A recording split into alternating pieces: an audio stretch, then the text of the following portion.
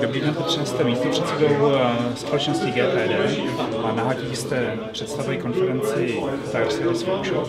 Pro koho ten software je určen a koho jste tady vlastně dneska hostili?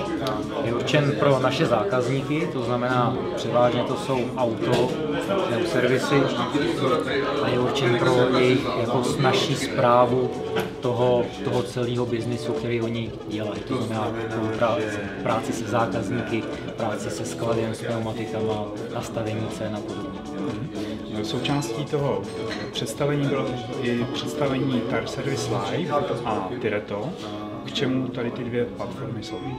Tireto je náš velký dlouhodobý projekt, což je taková komunikační platforma celá, která by měla spojovat koneční zákazníky, pneuservisy, nás jako distributory pneumatik, tak, aby usnadnila konečným zákazníkům objednání si pneumatik přes internet, což je samozřejmě služba klasického e-shopu, ale Tireto, ta jeho přidaná hodnota je v tom, že si zákazník takhle v klidu může objednat konkrétní servis v konkrétním městě, uvidí cenu a uvidí přímo čas, kdy má ten servis volno a kdy může přijet na přezutí.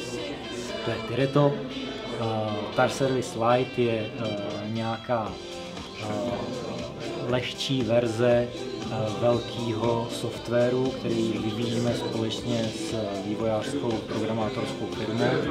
Tak ne každý zákazník potřebuje mít obrovský systém, takže pro jejich potřeby, pro potřeby hlavně menších partnerů našich menších pneuservisů jsme vytvořili Tire Service.